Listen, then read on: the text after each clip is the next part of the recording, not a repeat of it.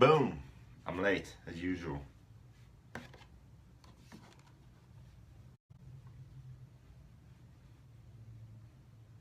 Let's see if anyone's online. Maybe I don't need to do this after all.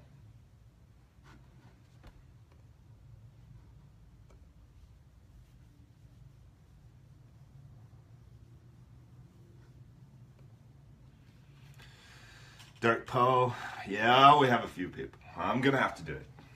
Oh, hell. Drugs man, okay. We have Mr. Mackey in the house. Dogface? What are you talking about? JQ Puerto Rico is in the house. Got electricity now? That's good.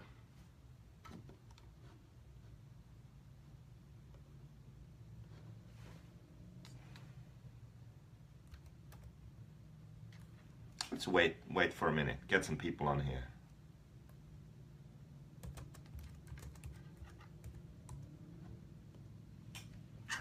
Long day at the track today. Revelation. Cheers. So what's the number? Where do we start? We've got 35 people. It's a bit lame. But I know it's a bad time. Like, Europe's asleep. They're not going to be online. It's not good. Not good.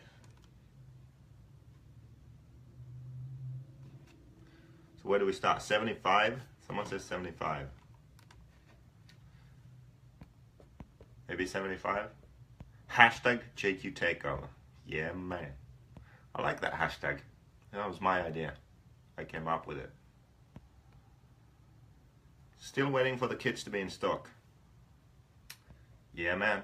We shipped over kits, I think today or yesterday. I need visible speed, says Rampvidus. We all got visible speed. We all have that. What you need is invisible speed.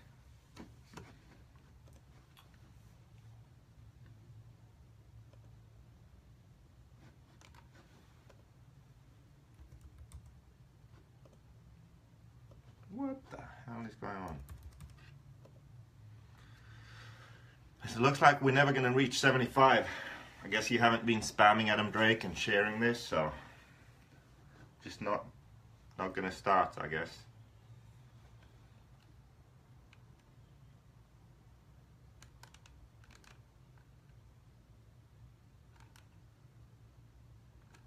Sorry, guys.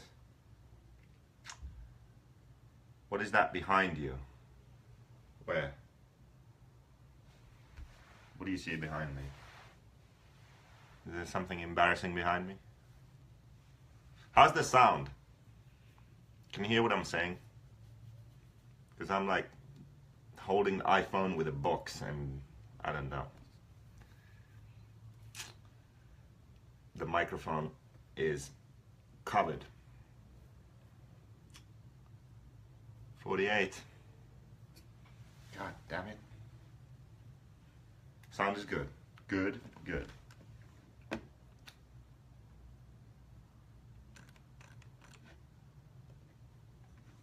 might as well work while we wait. 50 people, man. 53. Going up. Good, the spamming is working. So today we're going to have a bit of a setup clinic. I'm going to talk about invisible speed. There are these two hillbillies who have a podcast, and they like to make fun of me, but they're so dumb that they always pick something to make fun of me, which just doesn't make any sense. Like, there are things you can make fun of me about which I really wouldn't have a comeback. Like, it would be a good thing for them to make fun of me about those things, but they pick stuff which is actually good, like good promotion, like the 100 or invisible speed. Like, it makes complete sense. It's just they're too dumb to understand. So I don't know. I'm gonna have to address this invisible speed thing. That's number one. After that, I'm gonna talk about the basics of setup. First, I'll address two issues which I've found people have problems with. they blame the car or blame this or that, but it's really them that are the problem. So I'm going to address two things, and then I'm going to talk about cars, how a race car really works, and what you're trying to do when you change the setup. So hopefully I'll cram this into an hour or so. But someone said 75, so we need 75 people before I start. So you better share this. Tell someone to join.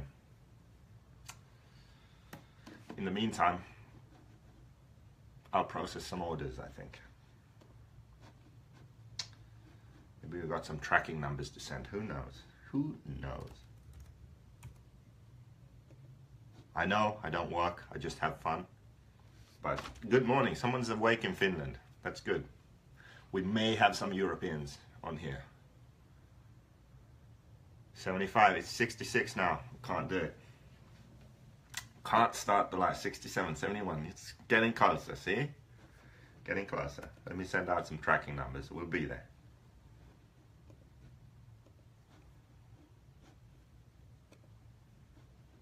Guess how many emails I have in my account?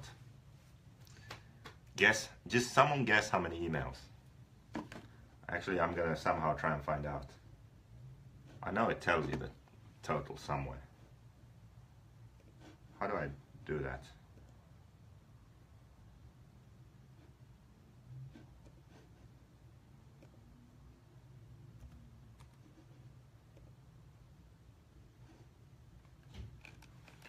Hey, how do I see in Gmail how many emails I have?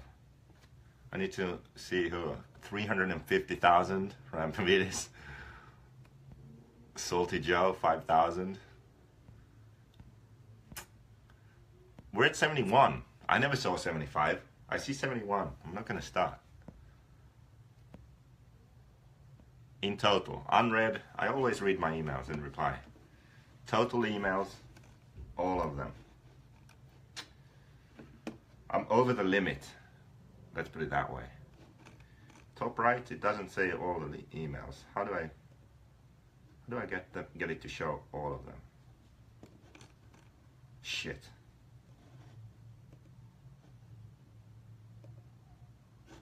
Shit, shit, shit.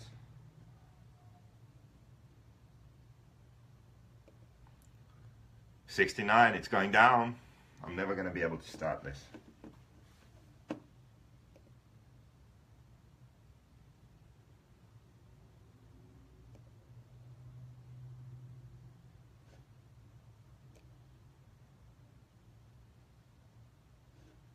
There we go. Who's the closest? 71. Keep up the invisible work. This one's special for Salty Joe. 74. One more person and we can start. One more. Just someone call your mom. 76. Man, I have to start. There we go. Anyway, I have 28,500 emails in my personal inbox. So who was closest? 50K. I think that's the closest. Yeah? Yeah, sorry, Pavidis. 350,000, that's a bit too many.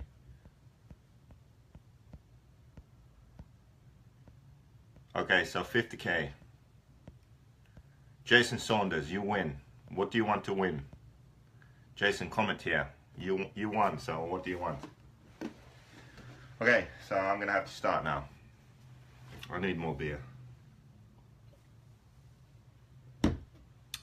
Lord, oh my God, good luck with reading them all. I have read them all. Well, yeah, I think so at least. Let's see. Now I have to change the settings back so I see the unread messages first. Oh God, I did this one time. Unread first.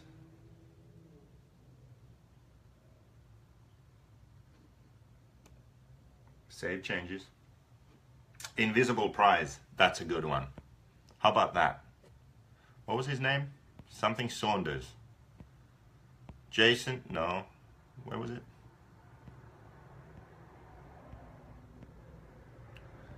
Fuck. Jason, yeah, Jason Saunders. You win.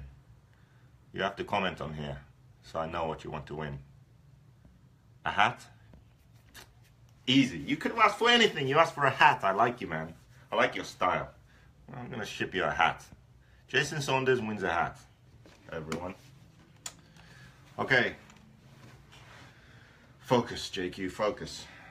Invisible speed. Let's start with this. So I'm gonna go ahead and talk about all this crap. You can ask questions. I might read them. I might reply to them. Then after all this bullshit, we'll have a bit of a Q&A. You can ask me stuff and I'll reply. Okay? Does that sound good? Are we all on the same page? Are you still there? I know my phone is gonna fuck this up. I forgot to empty it first. It's gonna say low on storage. Oh God.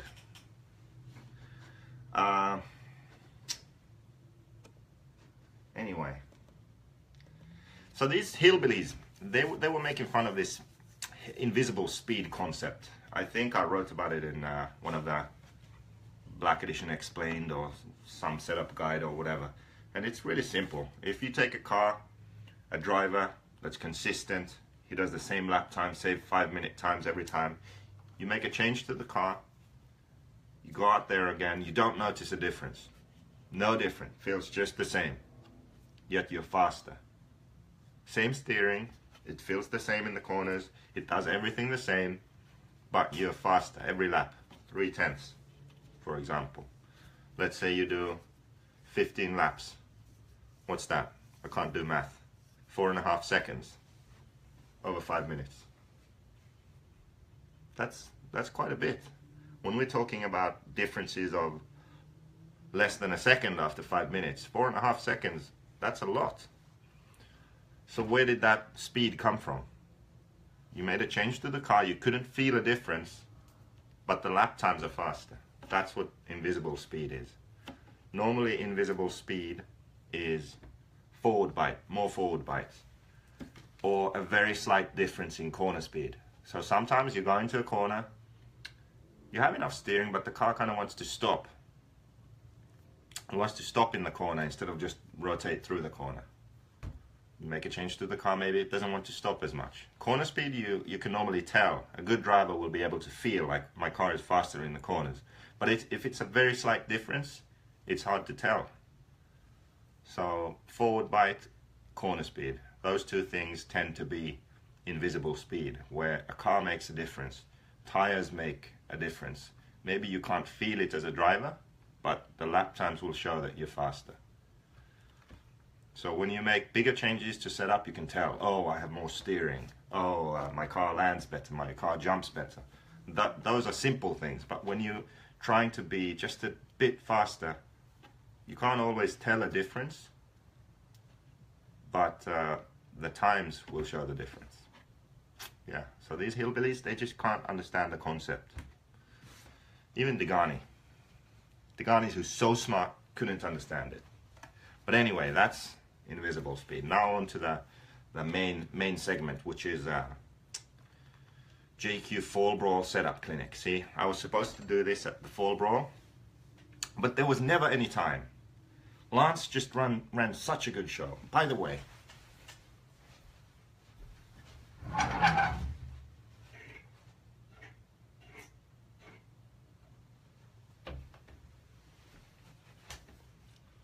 keep calm and let Lance handle it. Still have this thing. I saved it.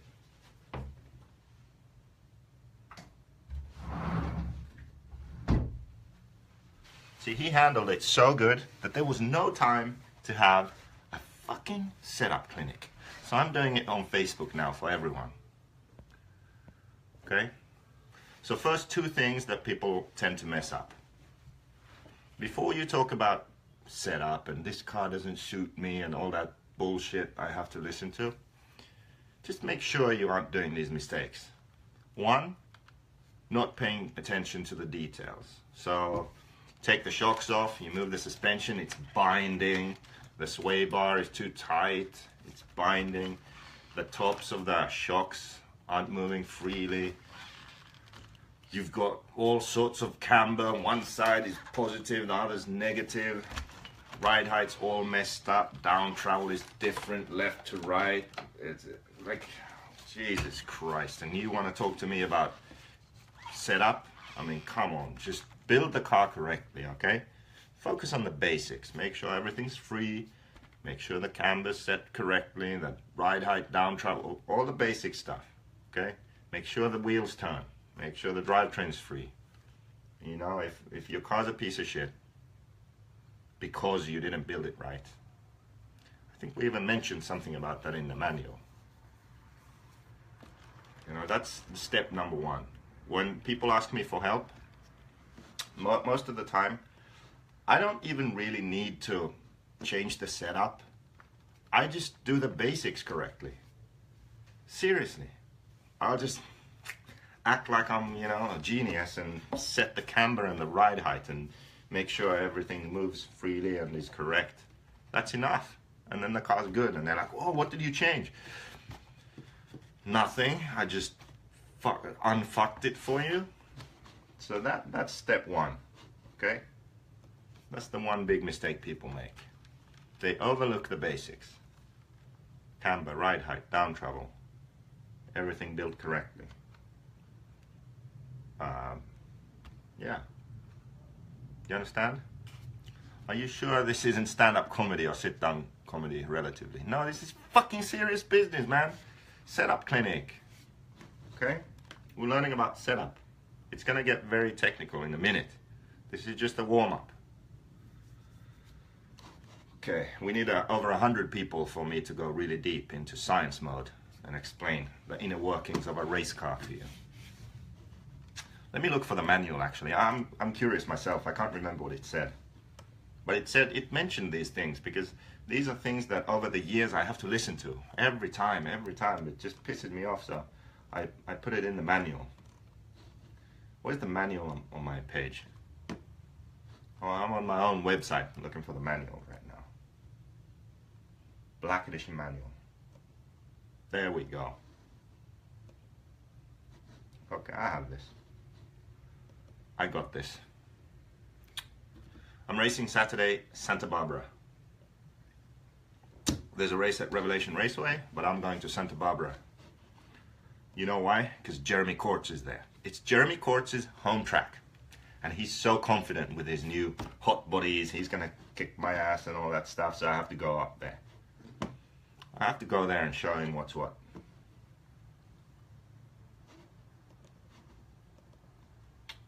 Okay, so one thing was just the basics. The other thing that people always mess up is even the people who have the right idea. They're like, yeah, you know what? I'm pretty good at setup, and a longer link will make the car better, easier to drive. That's what we need. And they're gonna go like, their link, it was like this, and then they're gonna go over here. You can't see, but it's like a lot longer. And so they have the right idea, but they just overdo it. So you go too far. If you think more camber, it should be better for this situation. You know, my car is a bit edgy, it's catching the bumps, so I'm gonna add camber then, and you go from that to that. No, you're doing it wrong. You have the right idea. Like, you're doing the right things, but you're doing them to the extreme. When you set up a car, especially a good one like the Black Edition, you know? That wasn't a joke. I'm serious. When you're setting up a car, you shouldn't make huge changes, just small changes.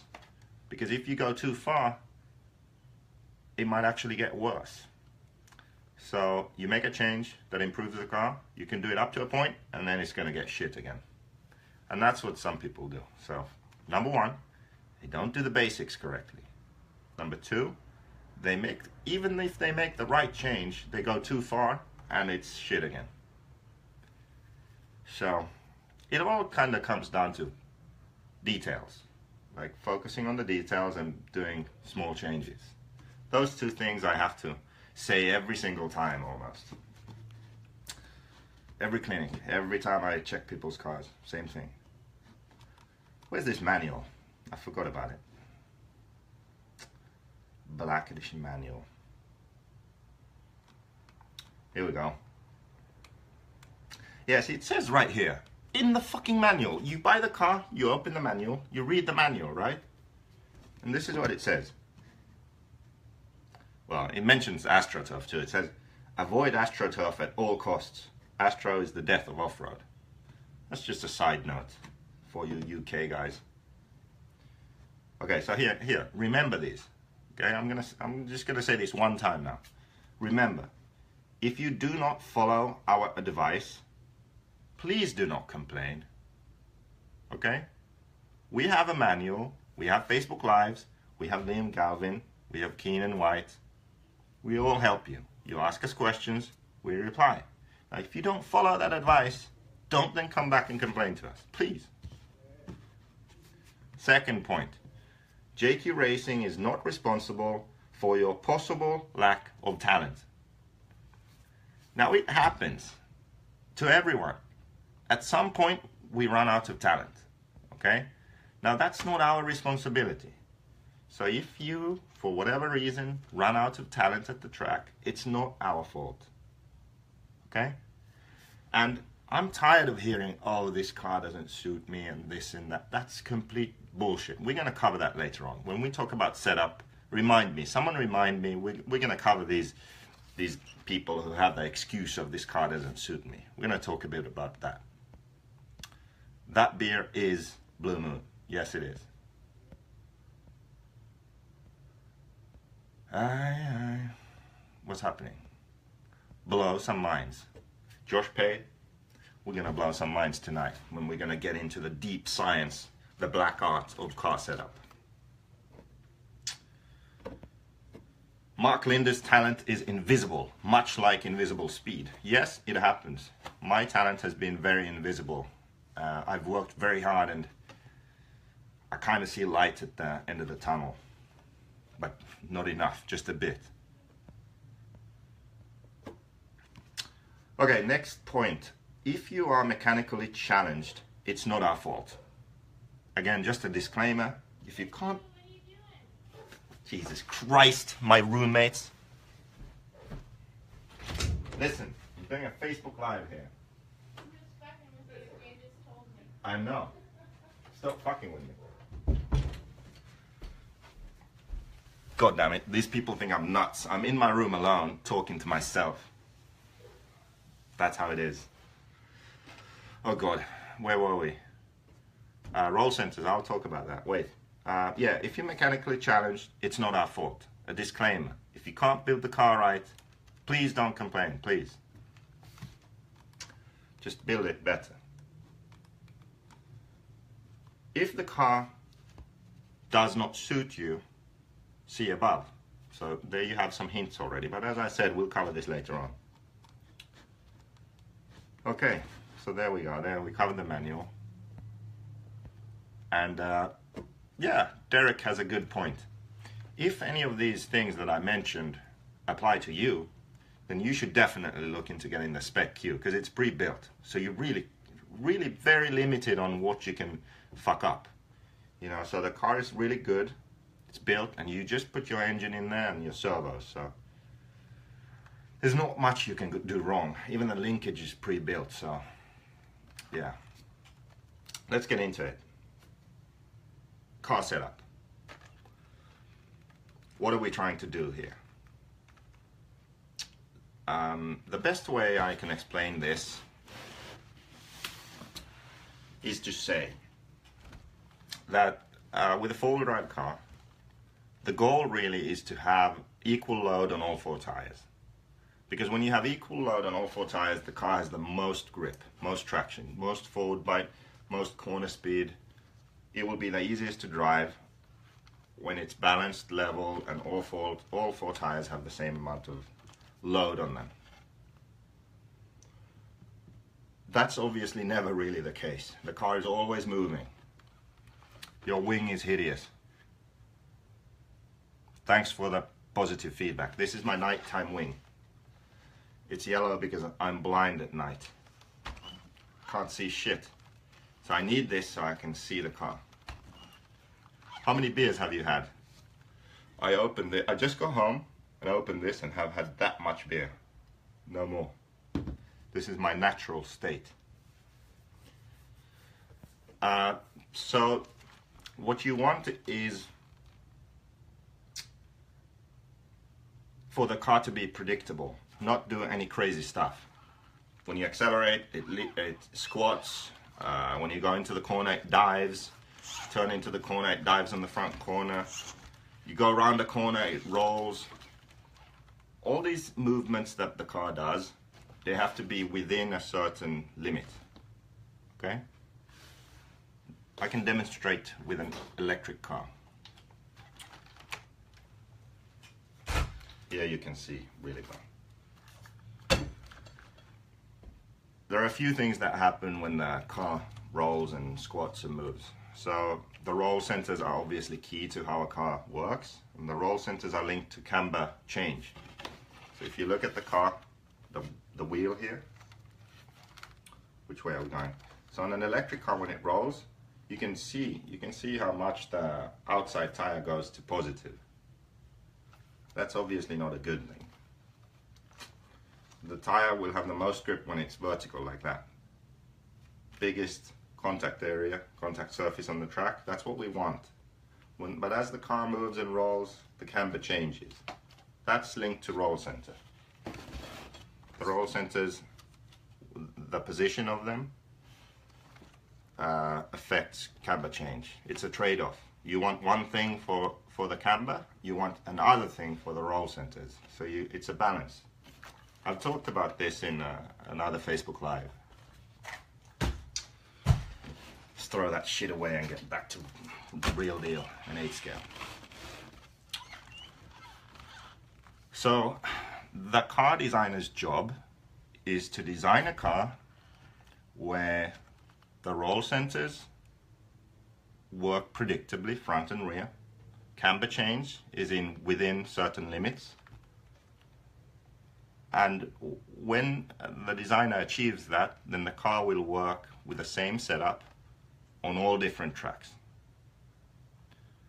And that's not the case with all cars. That wasn't the case with the original white edition. That wasn't the case with the yellow edition or any car before that.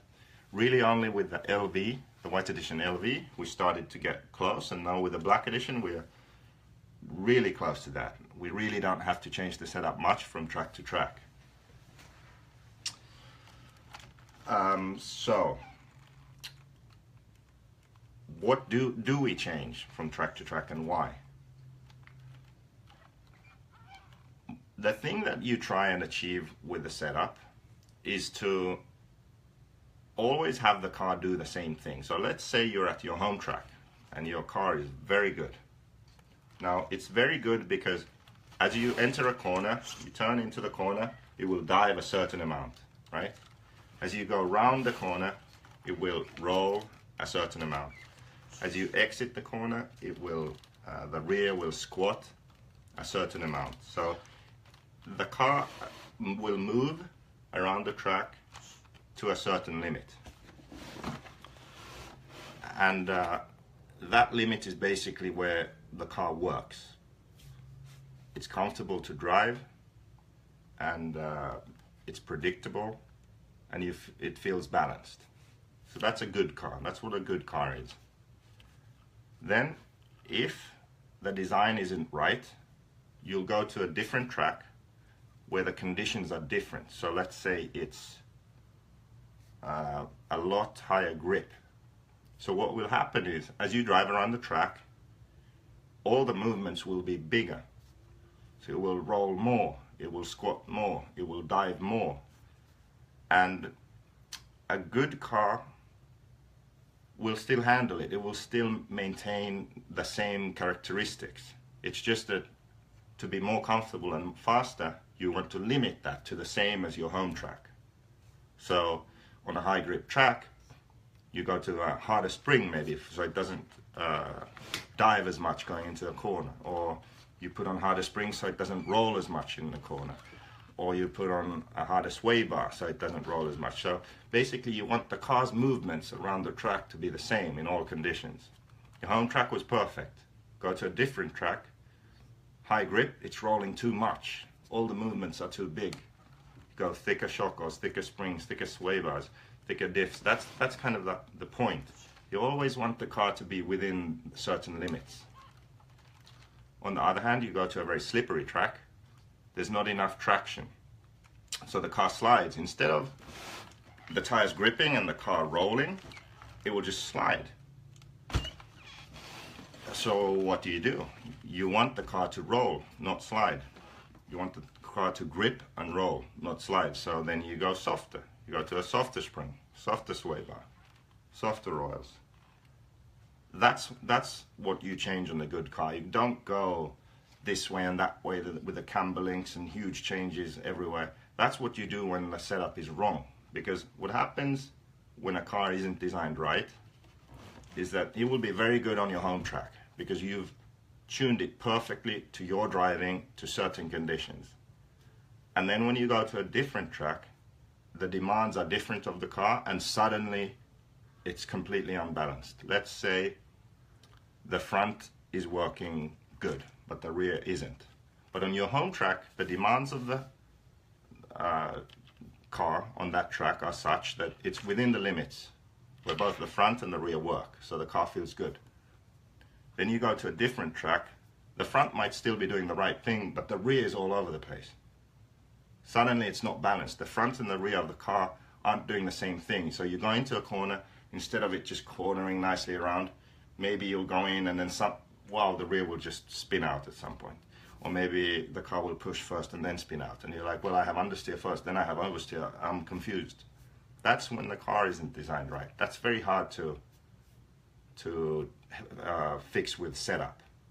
Like just at the track fixing it. Yes, you can do it, but then again, you'll go to another track and then you have the same problem. Not the exact same problem, but a different problem, like maybe with a front end or whatever, or your car starts flipping over. So the reason why some cars are good on all tracks with the same setup and others aren't is that the roll centers combined with the camber change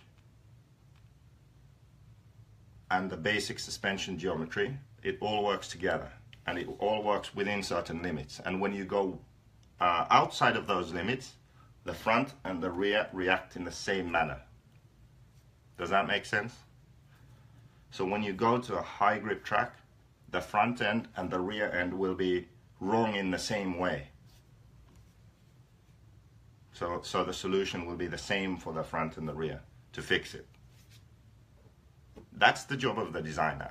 Without understanding what the car is doing, what the roll centers are doing, it's hit or miss. Hit and miss. What's the word? It's almost impossible to fix. You have to do it by understanding what's going on, by knowing where the roll centers are, by knowing how the roll centers move, by knowing what the camber change is. A designer needs to do that. You can get very lucky as a driver after extensive testing, but a designer who knows it can do it in like an hour on a laptop. And for you, maybe it would take the whole summer and endless going back and forth and testing and going to different tracks. So hopefully I explained that in a way that you understood. So I'll go a bit deeper into detail and explain exactly what we do when we go from track to track. So as I said, when all four tires are loaded equally, that's when the car will have the most grip. When a car rolls, it's actually a good thing. You might have noticed that if a car, let's say medium traction track, if a car rolls quite a lot, it's easy to drive. It feels very forgiving. And that's because when the car rolls, less load is transferred to the outside tires. So the tires are more evenly loaded, so the car has more grip. When you put a thicker sway bar on the car, let's say on the rear, you put a thicker sway bar on the car. So what happens? I'll show you on that 10 scale again. It's easier. I have the 10 scale here. So a car rolls in a corner. A car wants to roll like this. Well, when you put a sway bar on, what happens is, as the car rolls, the sway bar is going to want to lift the inside tire, and it's pushing down on the outside tire. So there's a lot more load transfer. There's more load on the outside tire than the inside tire.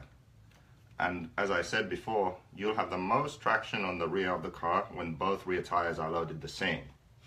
So if the car just rolls like this, and there was no sway bar, it would just roll like this, that would be a good thing. You'd still have a lot of traction. Until the camber change becomes a problem. It's rolling so much that the outside tire goes to too much positive camber. You lose grip because of that. Or the inside tire, it's negative camber.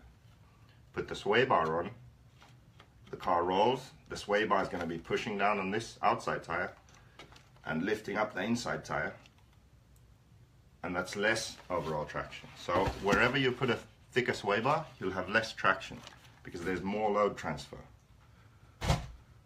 So a car that rolls tends to have good predictable traction.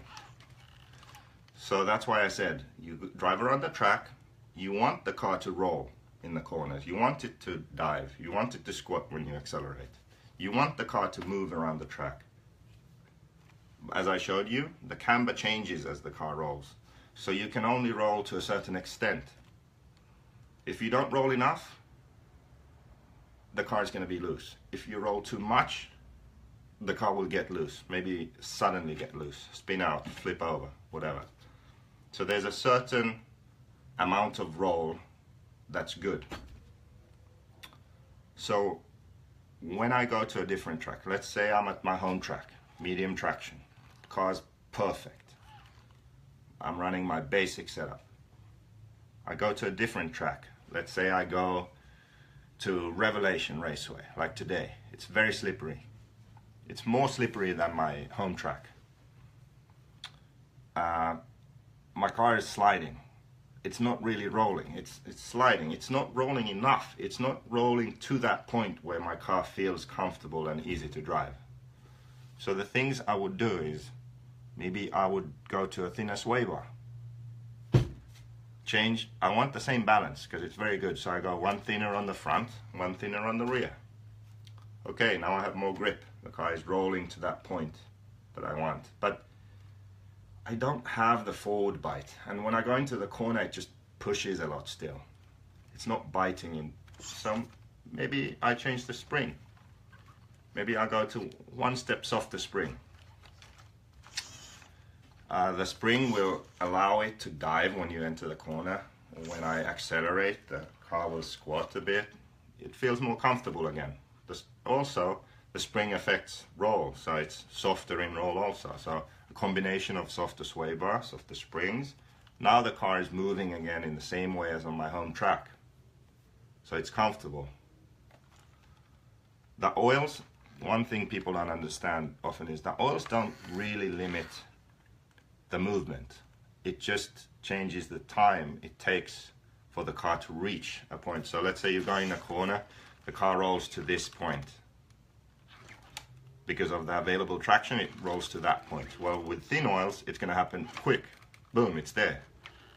The spring and the sway bar is what stops it. The oil just slows it down, so thicker oil is going to take longer to go there. So maybe in that corner, it starts rolling, it never reaches that maximum point, and then we're already going into the next section of the track. So the oil doesn't really limit the roll, it just slows it down if you go to a thicker oil. So with the oil you really adjust the driving feel, the comfort. some drivers like more responsive cars. They'll probably like a lighter oil because the car will be more fast and nimble and responsive. Other drivers will like a slightly thicker oil because they like it to be more calm and not so responsive. So I said I went to a different track, a looser track. I went softer on spring and sway bar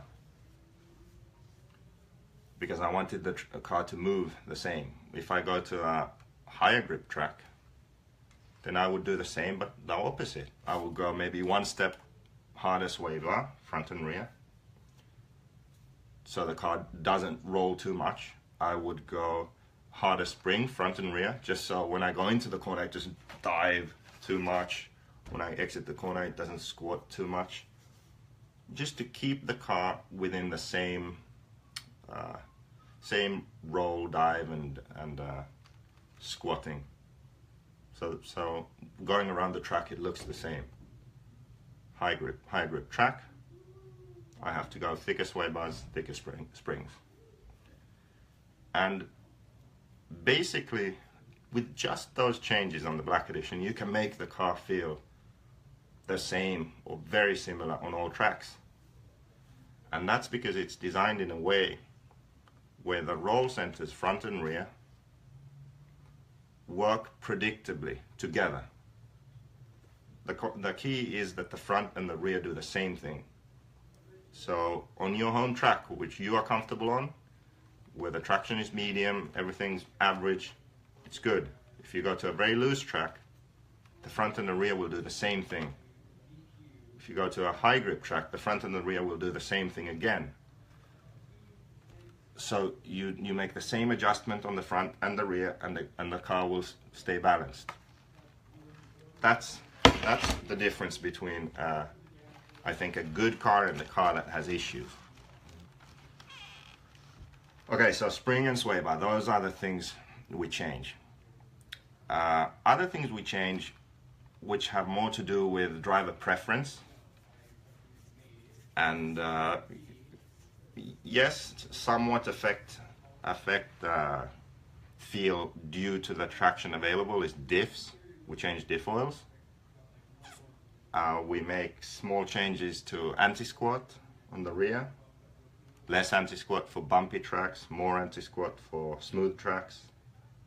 We change the rear hub insert, the height of the hub. That's a very good change to do.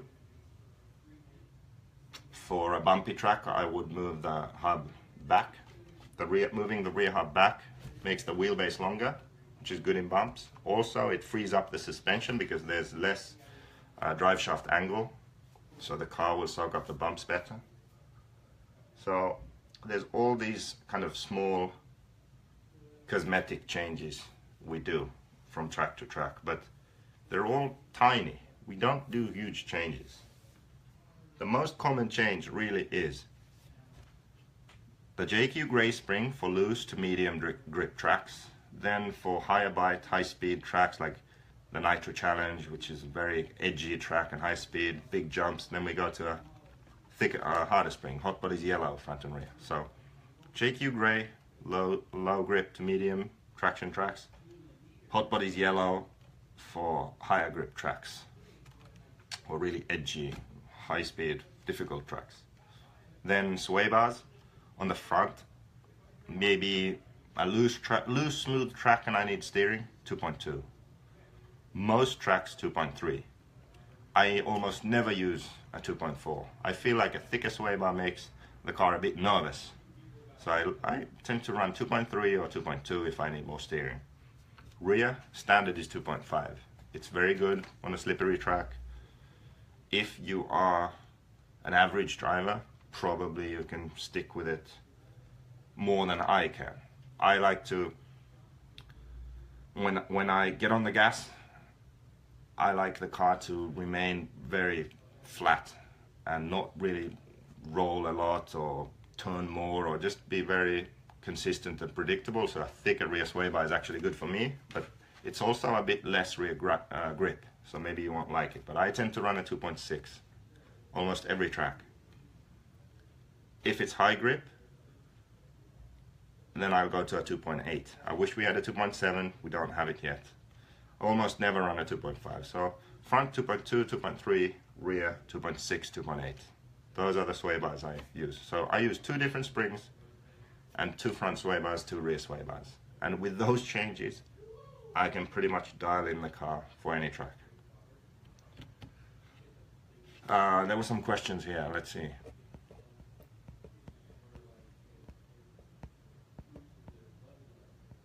Diff tuning. I can talk about that a bit. I do not like our grey springs. Progression feels wrong. Well, I think there's something wrong with you, dude. Why don't you like them? Did Helen Keller cut out your hole for your tank? What's wrong with it? Yeah. West Garden? What's wrong with that, West Garden? What does too much roll do? Well, when the car rolls too much, it becomes harder to drive precisely because it's just always rolling. So let's say you have a section where you turn right first and then you turn left. Well, when you turn right, it's rolled so far over that then when you want to turn left, it's like this instead of being level. So the further you roll, the longer it will take for the car to be neutral again. So that's one problem, just changing direction and stringing together corners becomes harder because you have to wait for the car to get back to neutral. That's one problem. The other problem is, as I explained, with the camber change. When it rolls, the camber gets all messed up. The more it rolls, the more messed up the camber will be. And at some point, you'll lose traction. That's why you have to limit roll. You limit roll so you can string together corner sections and the car is predictable. And also so you can maximize traction because the camber change doesn't go too far off. But you have to have some roll for comfort. No one can drive a car which is too nervous. No, too twitchy with too much roll. That's the opposite, Hernandez. See, Hernandez, I think you got some things messed up there. That's why I think you're wrong about the springs too. Kyosho grey front and Kyosho light blue rear. Dude, the light blue, we've determined this already. The greys are better than the light blues in bumps, and on a normal track, there's like a butt hair's difference, really. So just run the greys and be done with it. What other manufacturers besides yours would you say have such a versatile car? Well, the Kyosho is one. The Kyosho you can run on every track with the same setup. The hot bodies, now I don't know. It used to not be the case. I think maybe now the drivers have figured out a setup which works everywhere for it. Mugen, I'm pretty sure is good with the same setup. Looking at their sheets, they don't really have to change that much. So at least those cars.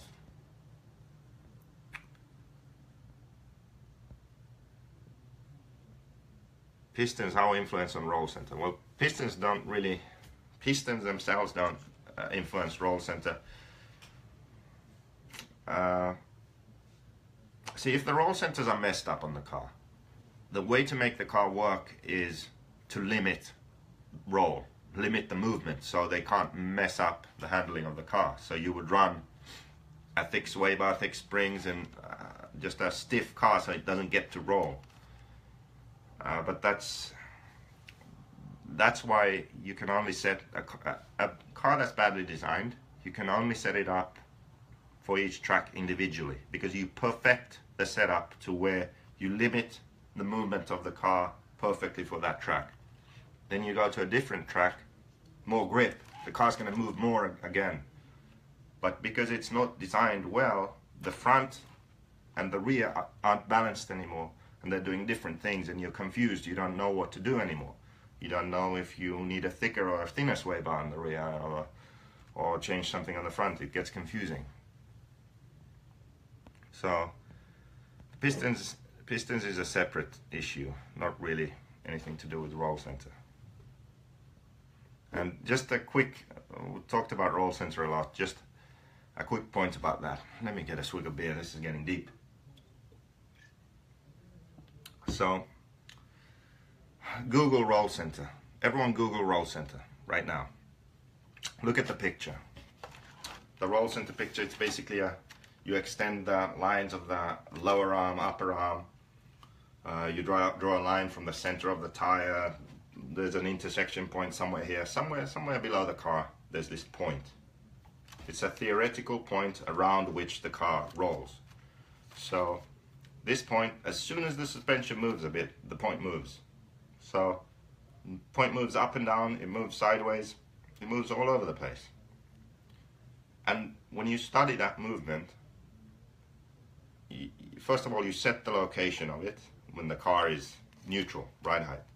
Then you study how it moves, where it moves when the suspension works. And you match the front and rear in a certain way, which you figure out this is what you want the front to do, this is what you want the rear to do. Why this point is important is that there is a center of gravity somewhere in the car.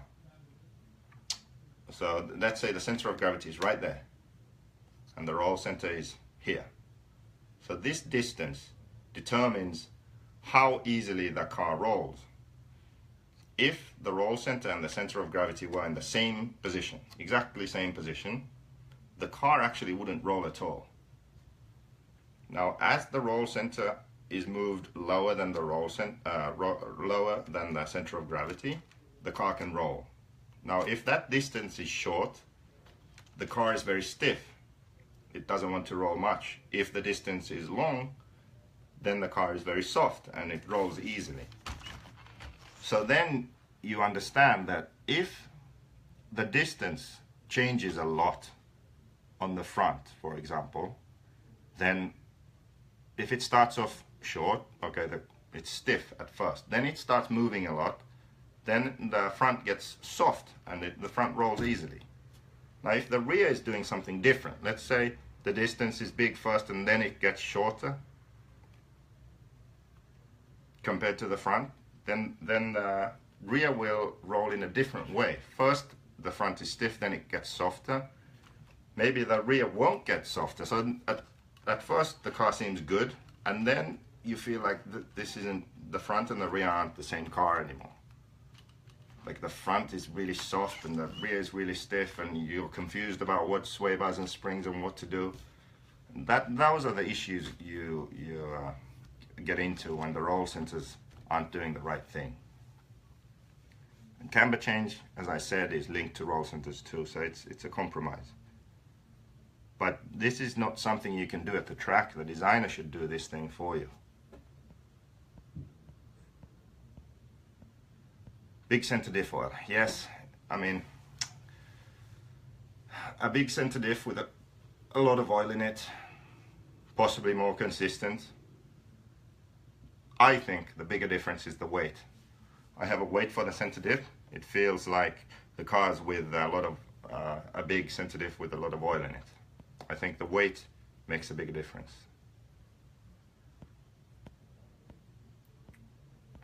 Okay, I'm catching up with the comments because it stopped updating. Camber links allow how fast the car will switch at roll center. I don't know what that means, but yes, the camber links are of course how we adjust the roll center at the track. Chris Morrell, engineering here, moment equals force times distance. Yes. That's why the longer distance, the more the car rolls, the easier the car rolls.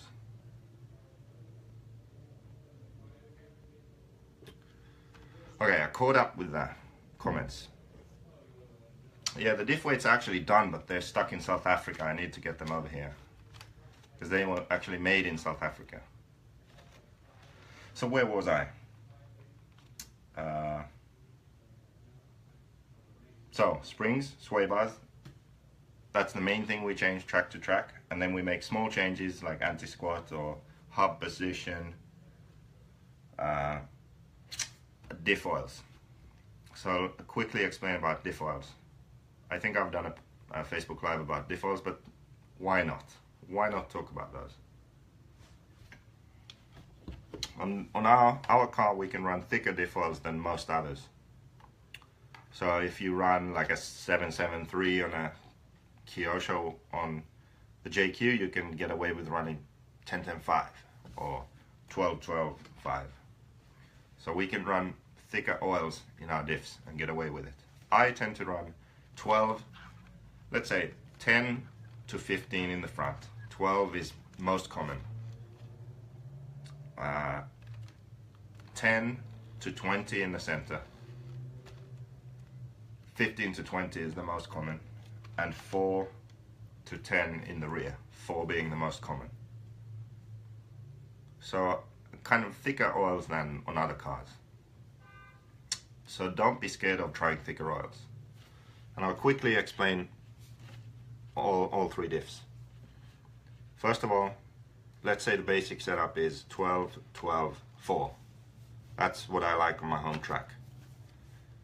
Let's say I go to a slippery track, Thunder Alley. It's kind of loose and loamy and it gets bumpy. My car seems to be hard to drive when I get on power.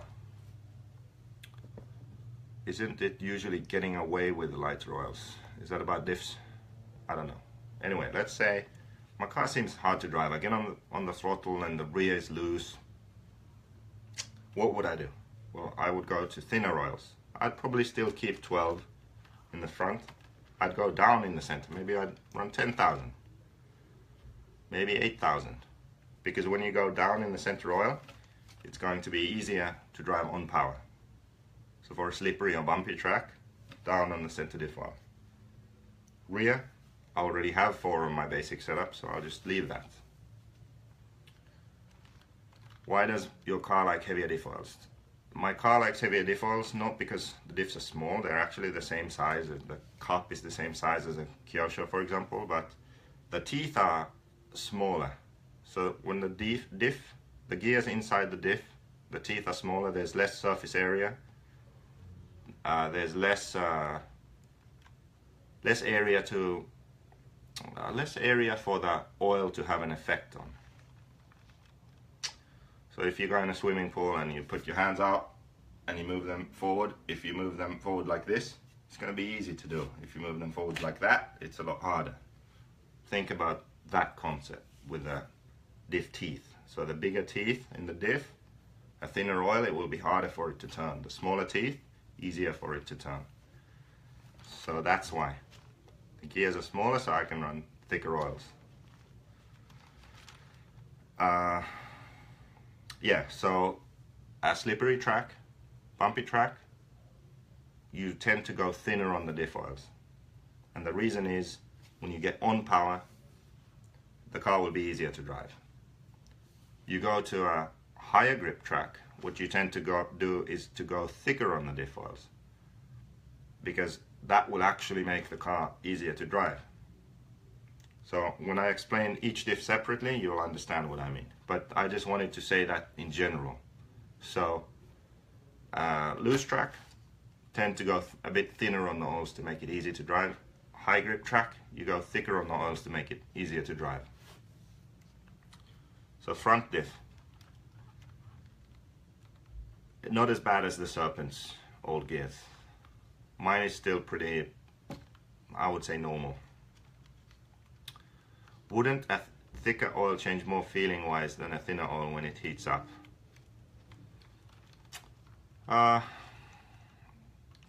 Initially maybe yes, but I think not for a long run. Like, I think if it's cold weather and you just put the car down, then yes, for the first laps it will be a bigger change, but after that I think it's just as stable. That was answering the question if thicker oils change more feeling wise than thinner oils when they heat up. Okay, so the front diff I think is the least critical of all the diffs, and what I mean by that is if the front diff oil is wrong, too thick or too thin, the car's still going to be good. Or if your car is shit and you just change the front diff oil, it's not going to help you, man. It's not going to solve the problem. So the front diff, yes, it has an effect on the feeling, steering, how the car navigates the track, but it's not a solution to a problem. and it's not going to cause you big problems. Basically, thinner front diff oil, more off-power steering. So if you want to have more steering into a corner, thinner front diff oil will help. Thicker front diff oil, less steering into the corner, but more steering out of it. So more on-power steering and more drive also. But if I wanted steering, I typically wouldn't really change the front diff. I tend to keep it pretty much the same. It's like a last resort thing. So front diff, least critical. I tend to run 10,000 to 15,000 in my front diff. I know some other JQ drivers run thinner oils, but I would say like 8 to 15,000. That's the best range for the front diff. Center diff, more critical than the front diff. The center diff can actually make your car bad. So if you're at a track and when you get on power, the car is hard to handle, the rear wants to swing out, it could be your center diff. It could be too thick. So the center diff is more critical than the front diff, I think.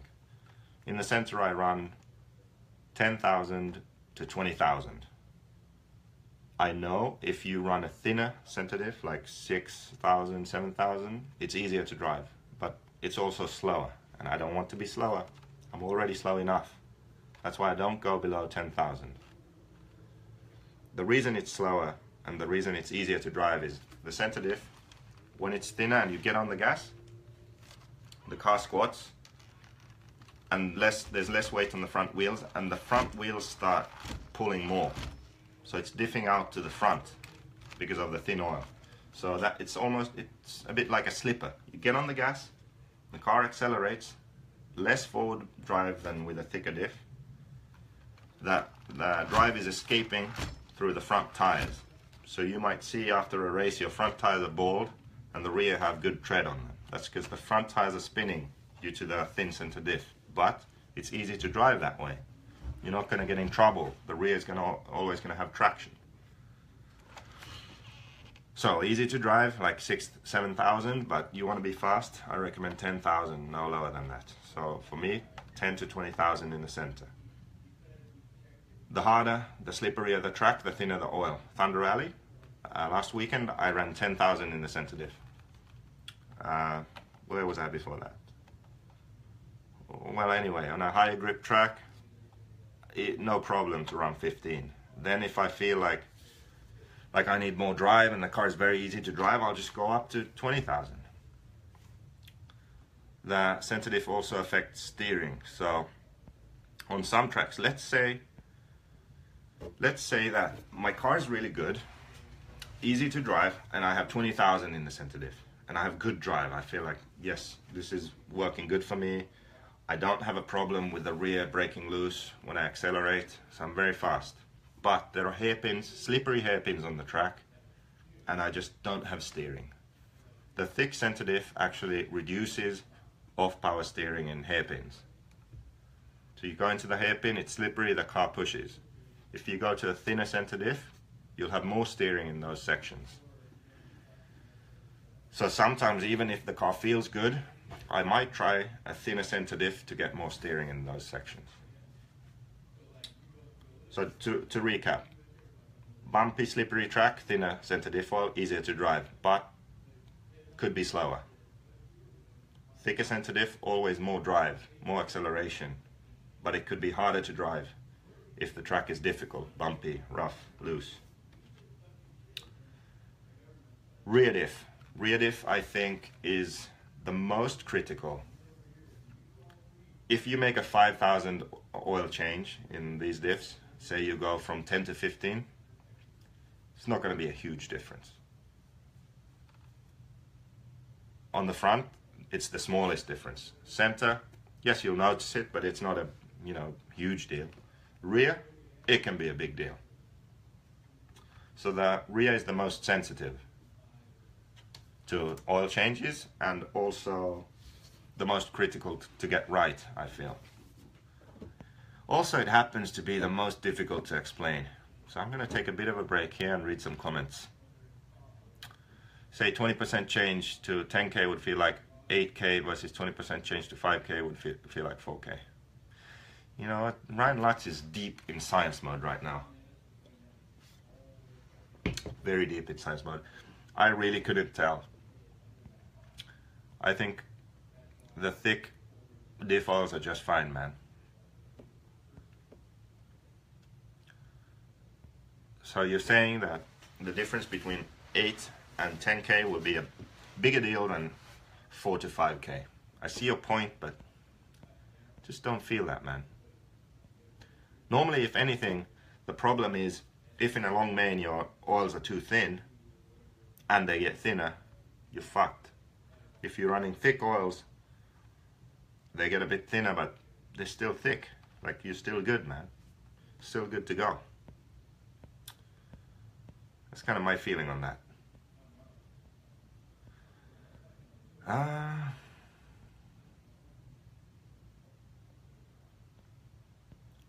Something I always get confused with on some conditions is I want more on-power steering, for example mid-corner out, and I decide between a diff oil change or playing with the roll centers or suspension. Well, I normally wouldn't play with roll centers. I'll explain that too. But on a good car, you kind of start messing it up if you change roll centers. Most of the time, especially for on-power steering. You would go diff oil there. Diff oil, sway bar, that's what you do. Thicker sway bar, maybe more caster on the front, thicker front diff, thicker center diff. All those things give on-power steering.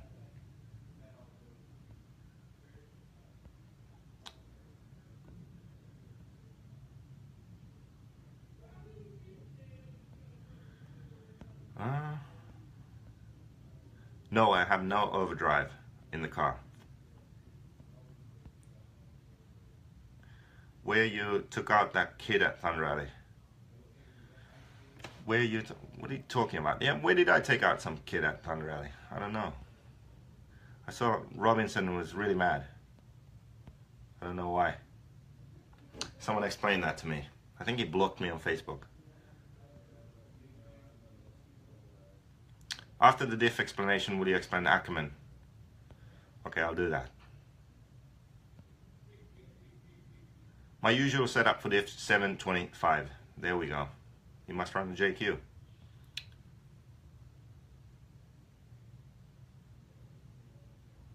I'm just surprised, to be honest. I thought most companies were going to these diffs that they could run lighter oils in.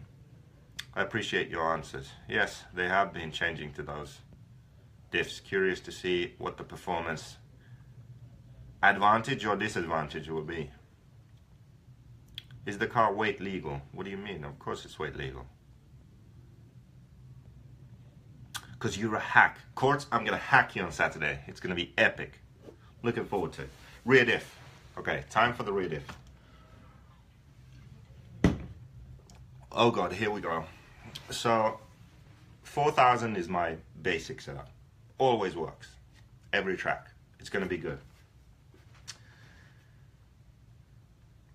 Oh my god. A thinner oil in the rear diff. If you go into a hairpin, you'll have more off-bar steering. The car turns more. It rotates more. You get on the gas, it's easy to drive on a slippery track. So slippery track, difficult into the corner, easy out of the corner. So you need a balance. 4000 is a good balance. 4000, you go into the corner, it doesn't over-rotate, it doesn't turn too much, the rear doesn't swing out. You have grip going in.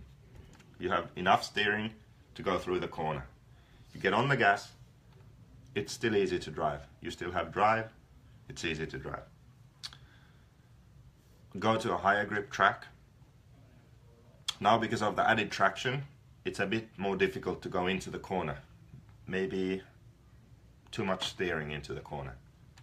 You get on the gas, there's a lot of traction, the car's rolling, maybe the rear starts to diff out a bit. It makes the rear unstable because suddenly the inside tire diffs out. The oil is thin in the rear diff. You don't have as much acceleration. Maybe it gets unstable when you accelerate hard out of corners. So you go on a high grip track, you go to a thicker diff oil. Let's say you put 7 in the rear diff. Now you go into the corner, it's easy to go in. The rear has good grip, the car doesn't oversteer, easy to go into the corner. You get on the gas hard, you have more forward bite, and it's predictable. It doesn't get unstable because both rear wheels are driving the car. So you have a lot more forward bite. So low grip track, thin diff oil. But if you go too thin, it's going to be hard to enter the corner. But it's easy to drive on power.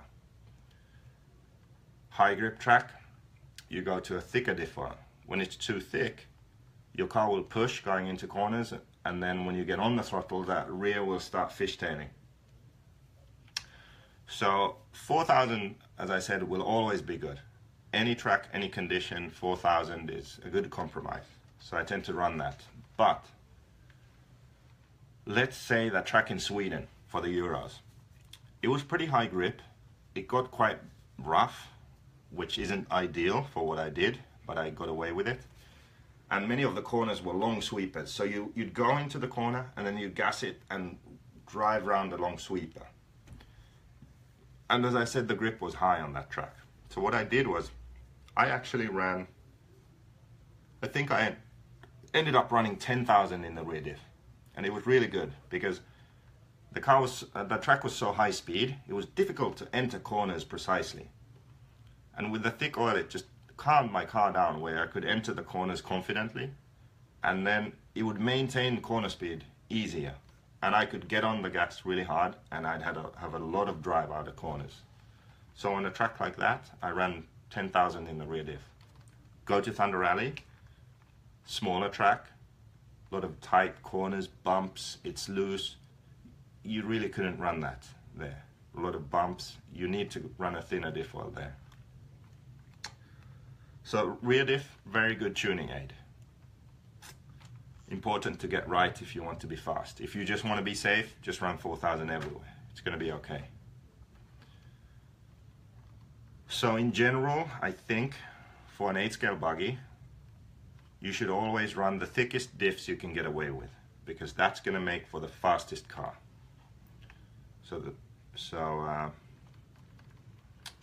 The front, the limiting factor will be you won't have off-power steering if it's too thick.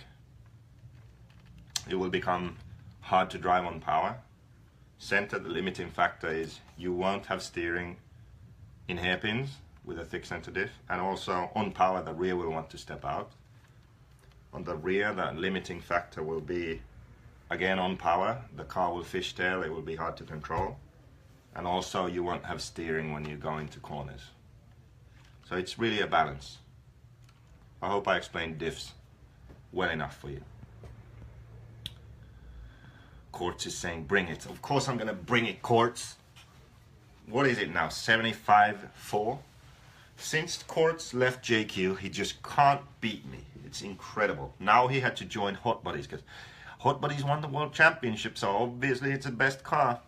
Quartz had to join them so he can beat me. That's what he thinks. Richard Saxton ran 2K in the center. That's because Richard Saxton is 48 years old and his finger works like that. He can't control anything with more than 2K in the center diff. Are you going to rant about something? That's what I'm here for. If you give me a good topic, I will start a rant. I promise. Someone comment something. I have no inspiration right now. I'm in science mode. I'm focused on the car and how it works. But if you give me a good topic, I might start a rant.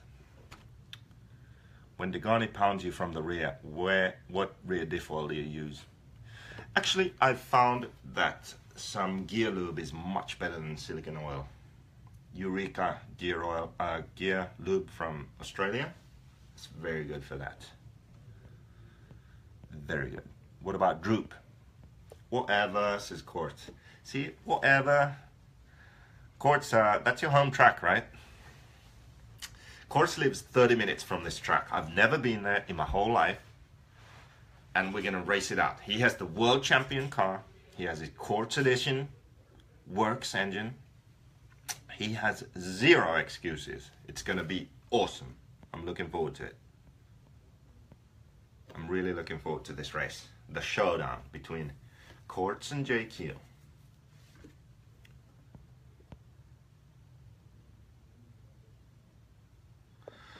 Sorry to backtrack. How do you know if you need to adjust roll center or sway bar? Okay, I'll answer that and then I'll talk about Droop. How about that? Why is everybody racing at Revelation on Saturday instead of racing with us at Santa Barbara? Are they worried? Of course they are. They heard me and you are going to be there, so they all backed out. They're like, oh, can't go there. Two of the fastest guys in Southern California are going to be there. Okay, what was I going to say? Oh, God, more roll center talk. Okay, Lawrence, familiar name, Lawrence Burnfish. What car do you run now? You running a JQ? You should be. Typically, you don't really want to adjust the upper links. If a car is good, you don't really adjust roll centers much. If you have a problem with the car, you don't solve it with the roll centers. If you want to change the feel of the car a bit, yeah, then you adjust them. So, first you adjust sway bar, spring, down travel, camber, anti-squat, hub position, piston, shock oil, Ackermann. Like, you do all those changes first and then maybe you change roll center. For us in the Black Edition, now we run the long link. So here we go. Long on the hub, long top, and in the back also all the way out there. Long arm, long upper link. I run that everywhere now. It's been really good. What it does is, the old standard setup was short on the front, middle on the rear. Now basically both front and rear, we go long. The difference is it calms the car down. Everything happens a bit slower. So the feeling is more forgiving. And that's a good thing. So less responsive, less nervous, more forgiving. That's what we do. That's one change you can do. If your car is lazy, you want more responsive, it's a small track, you want the car to be more responsive, on the Black Edition you can go short on the front, short on the rear. Keep the same balance, so you change both front and rear. Short links, short front, middle, rear. The car will be more responsive. You can get through those switchbacks and hairpins, and the car will be aggressive. But most 8-scale tracks, you want the car to be more forgiving and easy to drive, so we're on long everywhere. That's how we start. Another thing we can change is on the rear. So we tend to always run the same angle. Middle on the tower, lower row on the hub. That's good for low to medium grip tracks. Then let's say Nitro Challenge, high grip, edgy, the car wants to catch. Sometimes they have a long back straight. At the end of the back straight there's a corner, there's some bumps there, you have to go like full throttle through there. That section, when it gets rough, it gets edgy, hard to drive. On a section like that, raise the whole link. You keep the same angle. On the tower, you go to the top hole. On the hub, you go to the top hole. So same angle, just raise the whole link, and it will go through there a lot smoother. So low grip track, medium grip track, low link. So middle on tower, low on hub. It gives the car more grip. High grip track, edgy track, you raise the whole link. So those are two changes we do on the Black Edition. So long or short link on the hub, high or low link on the rear.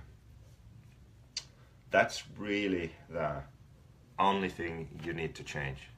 Today I was actually at Revelation, and the track is pretty loose, slippery, and what we did was we raised the link on the front tower and rear tower. Yes, it made the car not really easier to drive, but it just had a bit more grip. So it was easier to do fast laps there. But it's been my experience before, when I run that on a track with more grip, the car becomes more unpredictable. So I just would stick to the stock setup for now. So middle on both front and rear shock towers, because that will work everywhere. So roll center is not really something you want to mess with too much on the Black Edition, because as I said, the way the car is designed, the front and the rear work together, and they work on every track. And the only thing you really need to change is the sway bars and springs, and your car will be good regardless of track. So that was the roll center thing. And someone asked about droop. So I need to answer the droop question and then I'll move on. Droop. We tend to run a lot. So on the front, before you needed to Dremel the arm here for the C-hub at the back. How do I show that? Back here, the C-hub would hit the arm on the top, so you had to Dremel that. Also the arm hit the chassis here, so you have to Dremel that. Now it's like a running change, so we changed the arm so you don't need to do that anymore. And what we do is we measure the shock, so center to center, 102. That's the measurement we tend to run. We always run the shock pretty much in the same position. Middle on the arm, one in from all the way out in the tower. 102. That's a good setup. Every track.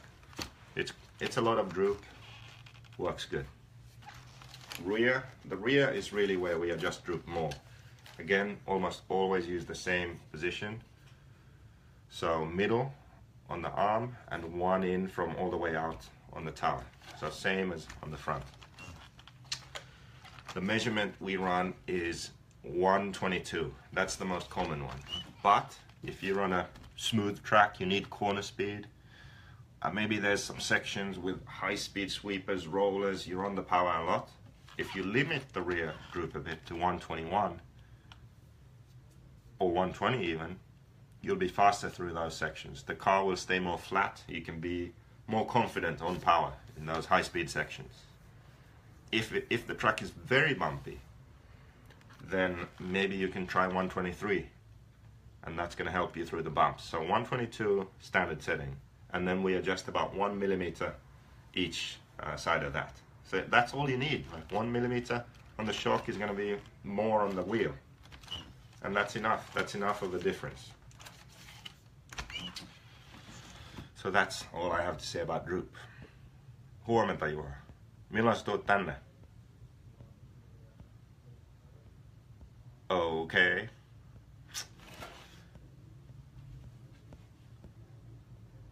Do you have to add weight at the Worlds? No. I don't know what's the weight limit. 3,200? My car is like 3,350. Up travel, good point. I was just talking about down travel, now let's talk about up travel. The front, huomenta Keijo. There's Max the JQ Junior, pissing Americans off on Facebook already at his young age. Amazing. We were just talking about this at Revelation. Tigani, old guy. Old guy who pisses people off. He used to be the guy. Then I kind of took over, so I'm the second generation, and we already have Max, the third generation of online troublemakers. What was the question? Up travel. Front, so chassis hits the ground. You see the wheel still moves up. Front, don't really mess with it. Haven't really messed with it. Rear, this is a very good tripping aid. So chassis hits the ground, wheel moves up. Up travel. Let's say the full brawl. Full brawl, the track was high bite, very smooth. What would happen was my car was set up good. I had a 2.6 Weber, I think I ran. Hot bodies, yellow springs. Car felt really good. But it wanted to stop a bit in corners. What I did was I put 5 millimeters of fuel tubing on the shock shaft, outside the body. So outside the body, on the shock shaft, right there, some fuel tubing. And what that does is, it limits up travel. So, chassis hits the ground, the wheel doesn't come up as much anymore. So when the car rolls in the corner, or squats really much, it hits that fuel tubing. So it limits how far it can go. And it just makes the car faster in the corners. Go into a hairpin really hard, car rolls, hits the fuel tubing and swings around. It's a bit less grip, it's worse in bumps, but if there's a lot of grip and no bumps, then it's going to be faster, and that's what it was. I was fast in the main. That's why I flamed out. Anytime I'm fast, I have an issue. The RC God never gives me a break.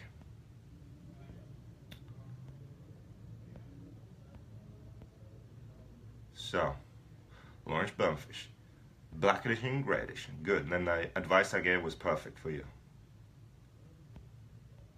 Long link is really good. Yes, it is. That's the new basic setup. See, another thing about the black edition is we keep updating the kit setup. So this is actually the third setup we're on now, December 2017. That's the best setup we can come up with for everyone. Not just, you don't have to be a good driver. We kind of, it's not exactly what I run because the setup, the standard setup is easier to drive than my setup. So like the diff is, the standard setup has 6,000 in the center diff because it's easier than 20,000, you know. The link locations are the same.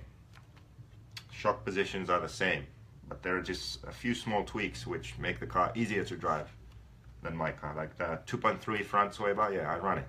But in the rear I run a 2.6. Standard setup 2.5. Reason being 2.5 is more grip, easier to drive. Me, I want the 2.6. I want to be able to slide the rear a bit. I want to be able to be more aggressive. So, yeah, you need to check out the website always because we always update the standard setup there. Yes. Unlike some companies which for 5 years have the same stock setup. You ask team drivers what they run and they always refer to that stock setup. You know what that's called? That's called lying. And we don't do that. Cheeky Racing, we don't lie.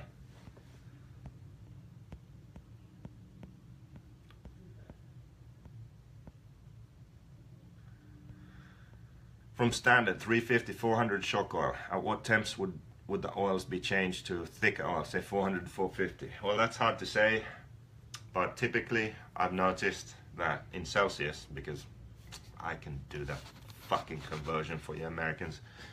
In Celsius, it tends to be that 15 to 25. That's a range where you run the same oil. If you go below 15, then you go thinner. If you go above 25, you go thicker. That's just a general rule of thumb. And I think the stock setup oils are basically like for 20 degrees. So there you see. Let's go. Temperature conversion. Let's see what we have here. So 15 in Celsius, which is the right way to measure temperatures, 59 degrees. So below 60, you go thinner in the oil. 25 is 77. So below, let's say like below 60, you go thinner oil. Above 75, you go thicker oil. Capiche? But you have to feel it. You have to learn to feel the car. That is one ugly wing. Yeah, I know, fuck, I should have changed it. This is my nighttime wing. I can't see at night. In America, the mains are always at night and I can't see, so I'm running this yellow wing so I can win races at night. What's your Reds package you run? Good question.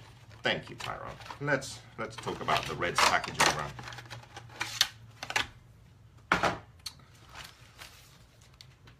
See that, baby? That's a Reds WR7.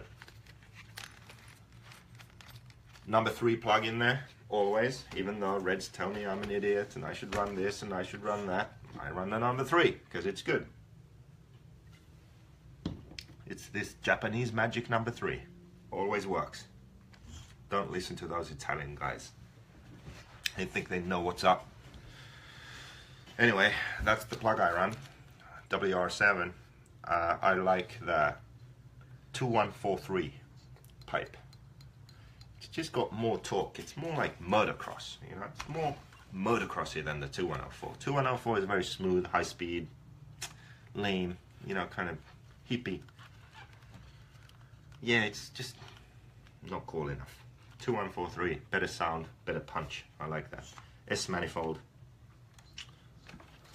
Last year I pissed reds off a lot. I ran the old carb. You remember the old carb where the needle is here? I used to run that and the reds would complain. They cried to me, JQ, why do you run that? It's because I couldn't tune this thing. I couldn't tune the horizontal carb. It would always load up on me. So I would drive around the track, then I'd get on the gas for the straightaway and my engine would be rich. I'm like, fuck, what now? Next lap it would be fine. So I just couldn't get the tune right. Then I put the old carbon, no problem. Well, it turns out it's because of it's not really the horizontal carb, it's just the needles and the inside, what is that called, the tube in there? I can't remember. Anyway, those were different too on the carb. Now they've actually updated it since then. Now I can use it. Use the horizontal carb, it's fine. Also, I learned to tune it right. I have to go very lean on the low end and just keep lowering the idle so it doesn't rise up too much. So as lean as I can on the low end, lower the idle as needed, then set the high end. Right, and then it doesn't load up on me anymore. They were always saying, oh, Boots doesn't have a problem, oh, Mayfield doesn't have, yeah, have you seen them drive? They're fucking punched all the time. I drive around like this, like a baby, like, meh, like I'm scared, like a snowflake, you know, carefully putting around the track. Then I get on the gas and they, all rich. Just didn't understand what I was saying. Then one time I was in Italy and I showed them, I'm like, yeah, you're right, yeah, you seem to have an issue here. Yeah, no shit, that's what I've been telling you. So anyway, I'm happy that that's behind us now. I can run the horizontal carb. They don't need to complain to me every fucking time they see a picture of my car. Very happy about that. What else? So WR7, always run that. Number 3 plug, always that. 2143 pipe, S manifold, good to go. If you want your engine to be smoother, then you run the 2104. Yeah. So that's the reds I run. Oh, I forgot. Venturi. See, THEQuagraine had this theory that they're sending me the C-team engines and Mayfield gets the A-team engines because his engines have power and mine were like a bit slow, he said. Like, it wasn't good, he was saying. So, you know what I did? I started running a really big Venturi. I'm running 8.5 and the old school one. You know, all these new fancy ones with the oval hole triangles and this and that and off center and fuck all of that. Forget about that. Old Venturi, just a circular round hole, 8.5. Boom. Super good. Easy to tune. Always runs good, except the full Brawl, which I'm really confused about. And a lot of power. Loads of power. So that's what I run. Karma. Chris Robinson. Who is this Chris Robinson? What's that kid? Jermaine Robinson? What's his dad's name? That's not Chris Robinson, is it? No, that's Mark. I'm gonna look. This guy, he seriously has some issues. Were you even there, Chris? Do you know what happened? Let's look for this guy.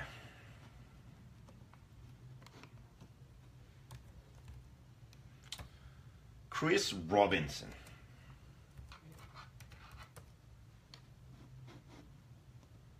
Does anyone know who this guy is? Ackermann. Oh, I'm gonna have to talk about Ackermann. 30 to 40 Celsius. Then you definitely have to go up on oils, like 5 weight, 550 CST, or even more.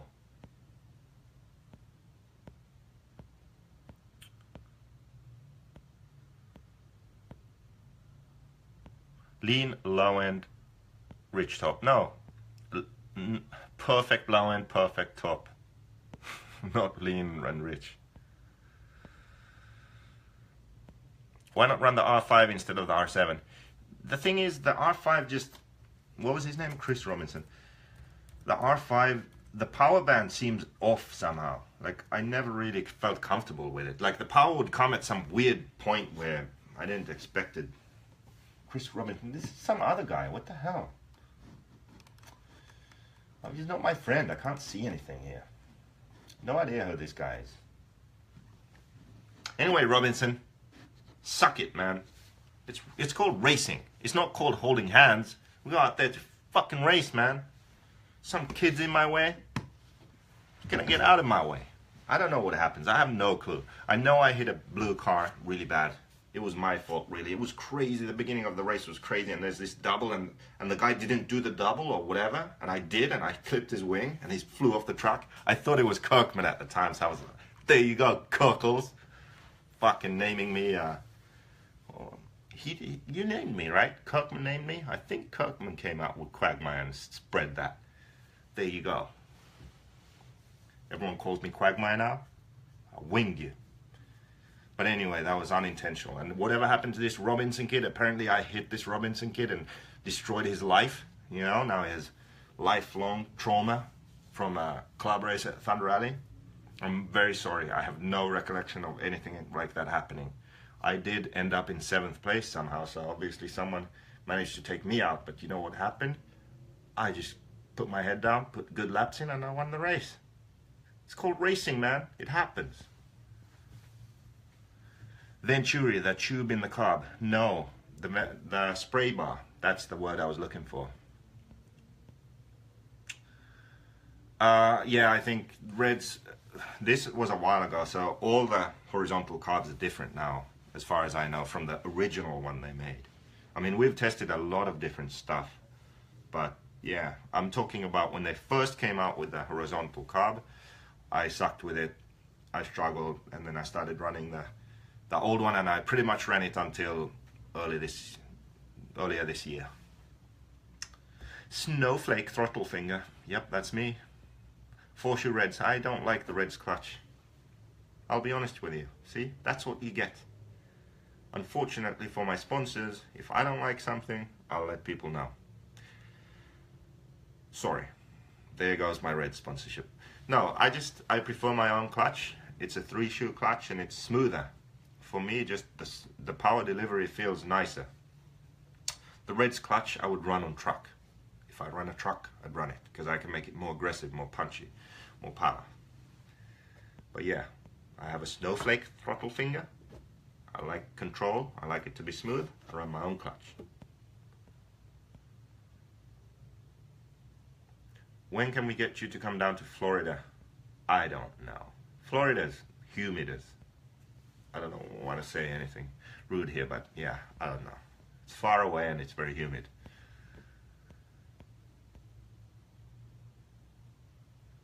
So once you're happy with your specific tune on the engine, what temps do you find it runs at? Reds always say like 90 degrees Celsius plus the ambient temperature. So if it's 20 degrees outside, the engine should be 20 plus 90, so 110. That's their guideline. So if you're close to that, it's good. My engine tends to run at about, let's say 100 to 120 degrees.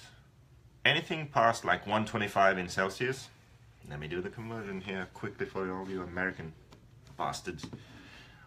125, anything past 257, let's say 260. Anything past 260 and it's a bit hot, you know, you're going to start losing power and it's going to start being weird. So yeah, 100 to 125 that's 100 to 120, let's say. That's really the best range. A few Aussies on here watching JQ. You should all start running a Black Edition. Yes, you should. Everyone should start running a Black Edition. Why not? Rant time, Tyrone. What am I going to rant about? I need a topic. And I need more beer. I've almost had one beer. That's not enough. Give me a couple more. You'll have an epic rant. I feel like we're going to have a rant next week, maybe. We can think of something. Do you dial out any throttle endpoint when running the 8.5? Well, no. Whoa, where did the comments go? There you go. No, I always set the... If this is the Venturi, right there, then I set the carb to open to that amount.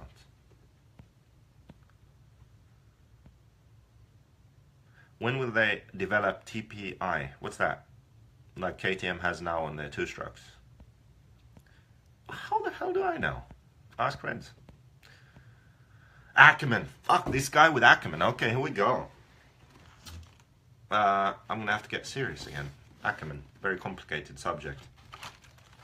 Ackermann, you got front tires, right? They turn, right? So the inside tire turns more than the outside tire. Isn't that weird? That's called Ackermann.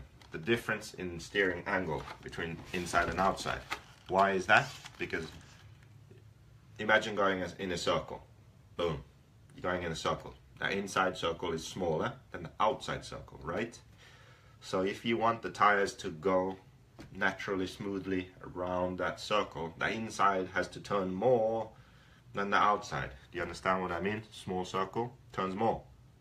Bigger circle turns less. Ackermann. Now, Ackermann is very complicated. I don't really understand it completely myself. I wish I did. If I did, I could design the best steering system for the car. The problem is that the differences in angle can be very small and they have a significant difference on the track. And the problem is also that as the wheels start turning, the Ackermann can come in at different rates. So very early on, the Ackermann starts growing a lot. Or the wheels turn similarly at first, and then at the end, the inside side turns more. So all these things affect the steering feel a lot. On the Black Edition, it's pretty simple. Just run the stock settings, and it's going to be epic on all tracks. Pretty much. The stock setup is middle on the Ackermann plate. I run the front hole. I think I like the steering feel on the front hole the most. Typically, when you move the link forward on the Ackermann plate, so here, right there, you see that? There's this plate, 3 holes. When you move it forward, you'll have more steering mid-corner. Mid to exit of corner, you'll have more steering. When you move it back, you have more initial steering, less mid to exit. I don't really tune that. I keep it in the same place. I like it. What I do is I have different carbon plates for the outside. So how do I do this? This is so backwards. This is so backwards. So right there, there's this carbon plate on the steering knuckle. So I have different ones. So typically what we do is we have different lengths. So a short one will be more responsive, more aggressive steering. The standard one is a long one, so the link is further to the inside. So the carbon plate is longer, the steering link is shorter. What that does is initial steering is very smooth, but then when you're in the corner, you turn the wheel more, you'll have more steering. So initial steering is less, and as the wheels turn more, then the car turns more. So that's the standard setting. But the problem with this setting is, let's say you're on a very smooth, slippery track. The car feels like it pushes because you go into the corner, you turn the wheel, it doesn't have that initial turning to snap the car into the corner, to maybe break the rear loose, to slide it around the hairpin. Like, it just pushes, it just sticks. So then we've developed a new part, because that old piece was very short, so it was too aggressive, too hard to drive. We have a new one now. The original one has no dot. The standard one, the long one, has 1 dot. We have a new one which is 3 dots, which was sent to the 100 guys. See, there we go again, the 100 club. It's not for sale anyway, but the 100 guys got it. And what that part does is it improves initial steering. It improves steering on a very loose track where you need steering in a hairpin. You can put that piece on, and it's slightly more aggressive steering. So you'll feel like the car has more steering, but it's still easy to drive. So yeah, we're gonna have that available at some point, I guess. So that's how I tune for Ackermann. Is there more speed flex with a 3mm chassis?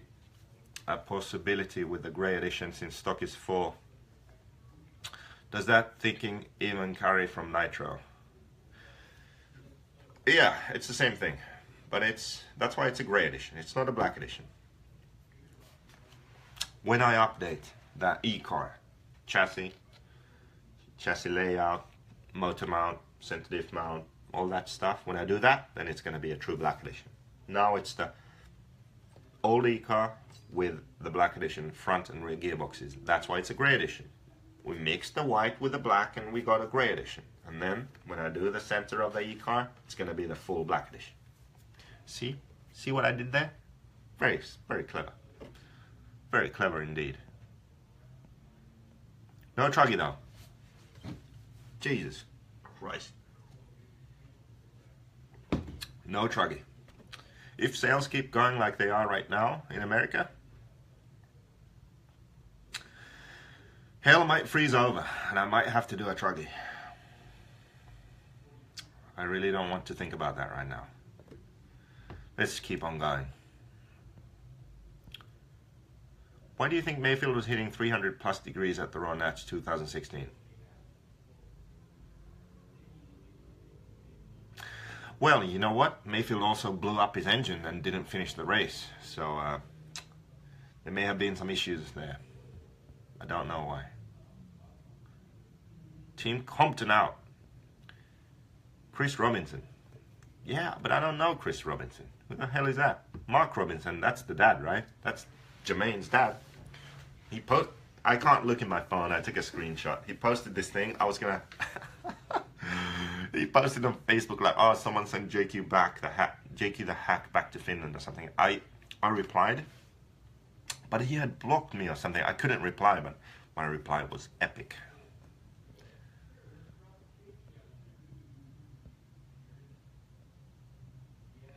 Eric is going to Thunder Alley in June. Sorry, Eric, not going to be there. Do you plan on running the new Reds WRX? Yes, I have one, I just haven't tried it yet. I'm going to try that. Let's hope it's good. Let's hear about you and Drake. I just hear in the roomobile you guys don't see eye to eye. Dude, I say hi to him every time, he never replies. Just walks by me like I don't. He's like, I'm like, hey, what's up? And he goes,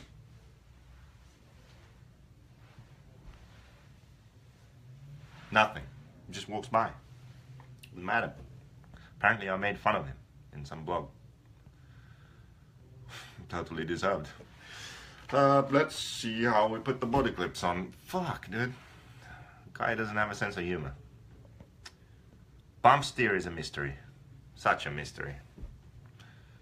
I'm not going to talk about bump steer now. Should I talk about bump steer? Fuck it. There's still over 100 people there. Crazy. That's absolutely insane. Let's talk about bump steer. Bump steer. Suspension moves, the steering angle of the front wheel changes. Except the JQ has pretty much zero bump steer. Let's check an associated 10 scale. Maybe we can see if this is all messed up so I can demonstrate this. That's good too. God, how do I do this? Oh God. So anyway, bump steer. Suspension compresses, the angle of the wheel changes. I'm gonna simulate this now. Did you see that? That's bump steer. The suspension moves, the angle of the wheel changes. You don't really want a lot of bump steer. It makes the car weird. Steering feel inconsistent. If you have bump steer, make sure it's this way. So you go in the corner, suspension compresses, and the wheel turns more. You don't want that. Suspension compresses, the wheel straightens out a bit. So you're turning. Suspension compresses, the wheel toes out a bit. That's acceptable bump steer. That can make the car actually a bit more forgiving. Because you hit a bump in a corner, the wheel toes out a bit. It's not going to want to flip over, turn more. It's just going to push a bit maybe, or even keep the same arc. So if you have some bump steer, make sure that's the direction it goes in. How do you change bump steer? Oh, I can't really show it on this car, you can't see the link. Maybe here, let's try. So there you see those blue washers in there, you see the blue washers? That's because of bump steer. So you adjust the angle of this. By the way, you see this sexy shock towel? Pretty nice. I made that shit. What was I saying? Yeah, those blue washers there. So I raised the link on the outside. The reason was, as the suspension compressed, the bump steer was all out of whack. It was like going that way. I'm like, what the hell is wrong? So I raised that link, and when you, the more you raise the outside, the more it's going to toe out as the suspension compresses. Pretty simple actually if you think about it and you look at what's happening. You can figure it out. So what you do is you can raise or lower the outside link or the inside link. And that's going to affect your bump steer. And as you change the angle of the upper link, the bump steer changes. So ideally, if you change your upper link a lot, you also should change your steering link to eliminate the bump steer.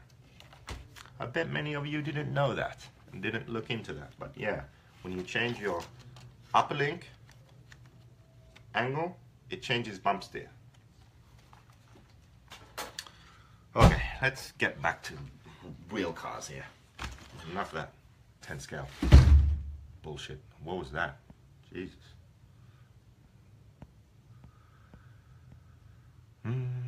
Stock sheet says front Ackermann hole, not the middle. Really? I think we might have updated that. That might be a mistake actually. Oh shit. Well, just run the front then. I'll check right now. I'll check if we made a mistake. God, Jake, you made a mistake. Someone called the fire brigade. Where are we? Black edition, setup sheets. Black setups. That's what we call it.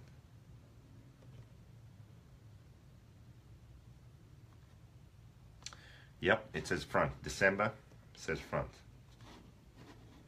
Let's check the older one. Let's see what we were doing in August. Oh, it's also front. I'm a complete idiot. I promise it was in the middle at some point.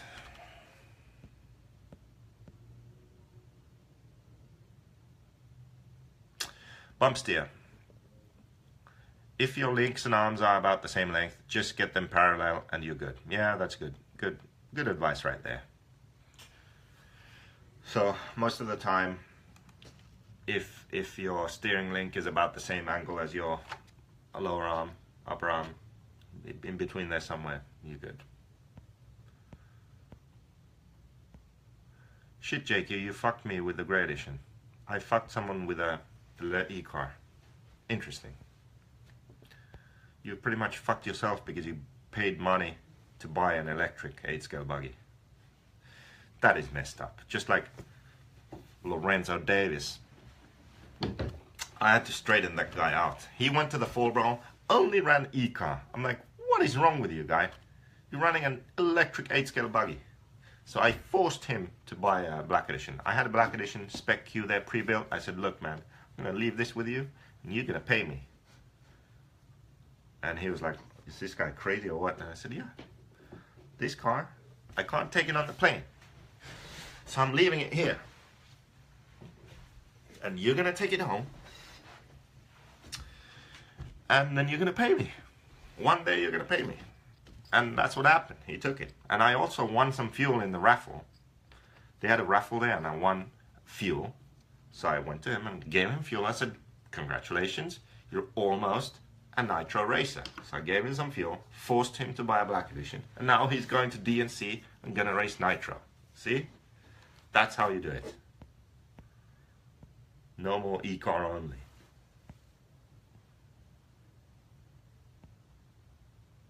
Are they three holes the short carbon plates that we were testing on the LV? No, we had some different ones on the LV. We were trying to figure shit out back then. Axle height. Still over 100 people and still questions. What time is it? Surely it's time for bed. Okay, axle height. I really should have prepared and got some tools and shit so you could see. Okay, there are some inserts in there. In this hub, there are inserts.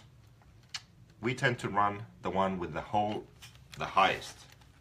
So the hub, the rear hub compared to the arm is low. The hole in the hub is high. That's going to give the most traction, the most grip, the most side bite, most forward bite. The suspension will feel quite stiff and hard, and that's what we run because of the grip. We want rear traction.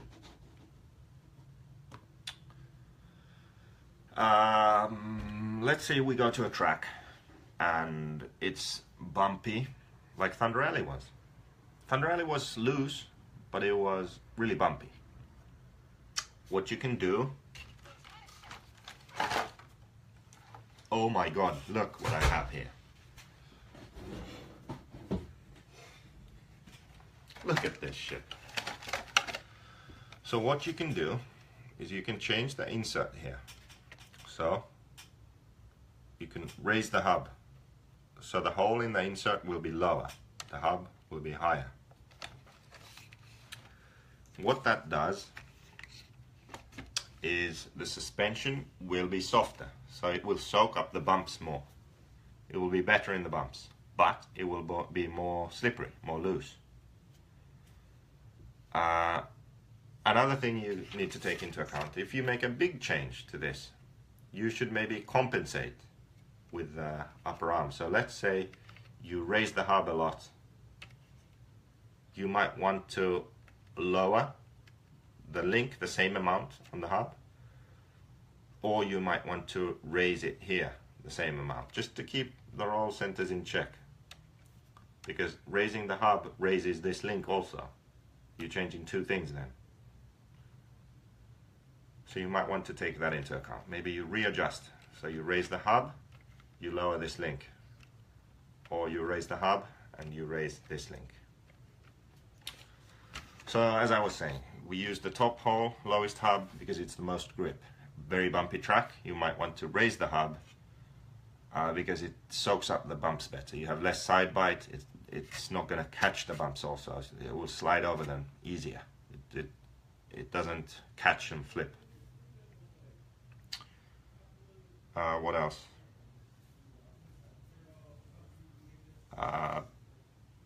That's about it, really. Like, loose track, lowest hub. High grip track, try the higher hub. Smooth track, lowest hub. Bumpy track, try the higher hub. So that's axle height. Not like that you had a chain. That's one. Hey Adam, what's up? When I did that impersonation, I didn't do it right. Salty Joe said I didn't do it right. I tried. My goal is, before I go home in March, Adam will say hi to me. Okay? That's my new goal. What is next edition name? You know, when you go black, you don't go back. So, it just might be Black Edition forever, you know? Might be stuck on this now. All the fire brigade are in San Bernardino right now. What's SB? I don't know what SB is. Wherever the fire is, that's where they are. When will the pink edition come out? Never. Never doing a pink edition. Forget about that. It's middle hole in the manual. There we go, Gary. We have a discrepancy with the manual and the setup sheet. That's because we keep updating the setup sheet. I knew it was middle somewhere. Lorenzo. Details. You ran e-buggy too. Yes, I ran e-buggy, but it wasn't like my main focus, like, oh my god, I'm here to run e-buggy. No, it was like an afterthought, like, fuck it, I need track time, might as well run this piece of shit e-buggy. Yeah, there's a big difference there, my friend. Okay. Arthur Bischoff is online. Speaking of fuel, why no Byrons? Because we run Sidewinder. That's why. Okay, Europeans are waking up. That's why we still have 82 people here. Why do you have a black wing? Ryan, you have to learn something about wing etiquette in 10 scale. You need to paint your wings. It looks so stupid when you don't paint the wing. Santa Barbara. Oh yeah. Oh, that's where the race is, but they said it was good. So we won't burn up. Okay, so I tried to somehow explain how the basics of a car works, how the roll centers work. Front and rear need to work together. When you're on your home track, front and rear does the same thing. Go to a different track, the car's all messed up. That means, because that means that the design of the car isn't that good. It's very hard for you as a driver to figure that out. The designer needs to figure that out for you. And the designer needs to tell you this is the basic setup, and then you just from track to track, all you do is adjust spring, sway bar, camber, down travel, ride height, anti-squat, small details, diff oils, that's it. So if you find that you have to change the setup a lot from track to track, message your designer. Tell him he sucks. No, just give him some constructive feedback. Say that you're struggling and he should straighten it out for you. I sucked for many years. I sucked for the original car, yellow edition. Well, white edition, yeah, kind of sucked still. Like, I sucked for like 4 years. What was that? 10, no, 11, 12, 13, 14. I'd say like maybe 4 years. Then like 15, 16, already good, man. 17, just pretty ridiculous. Like now we're good. Tyler, we already covered this truggy thing. Tommy Hines, Tommy Ketchup. What's up, Tommy? Hey, we're teammates now. Team associated. Oh yeah. Any tips on when to add chassis weight? Never. You was cooking with the gray edition, though. No, I wasn't. You know you love e-buggy. No, I don't. I don't love e-buggy. You know what I love? Oh, reedy race. You know what, Tommy? First time I have really good cars. Let's be honest here. I've been running some ready-to-runs in the past. I've been running some European cars in the past. I've been running some belt drive tour drives, you know. I've been running some crazy stuff over here. I've come over here to OCRC. I've been 3 seconds off the pace. I've worked my way up. My nemesis, Nick Miller's been lapping me when I arrived here. But back then, I've always made the reedy race. Always done my best. Now, I have good cars. Now, I come here, I'm on the pace. I'm like half a second off my nemesis, Nick Miller, you know? I'm almost lapping the same. He's not lapping me, I'm like right on him. I'm battling for the win. He does beat me, yeah, but he's still got maybe one race win in him. I'm so much better now with good cars when I first arrived here. Guess what? I'm not in the reedy race. I'm not in invite, I'm not even in open. So Tommy, I don't know if I'll be at the reedy. They have some race to race into the reedy, so maybe I'll do that.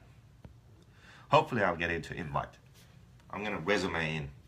There's gonna be some open spots, and I think you need some comedy value. You know, you need someone to be an invite to, you know, to get the crowd excited. You know, someone for people to boo at or cheer for. You know, I'm pretty sure I can make it entertaining. Nick Miller's still gonna beat you no matter what car he's fast. No, I think Sunday's the last day he's gonna beat me. Next week, no way, man. Lorenzo has some footage. Oh yeah, my racing e-car. Yeah. Okay. I think we're done. I think we covered part 1 of the setup clinic. We've done good. We'll continue some other time. So somebody end this. I say, Lorenzo, you could end this. You know what to do.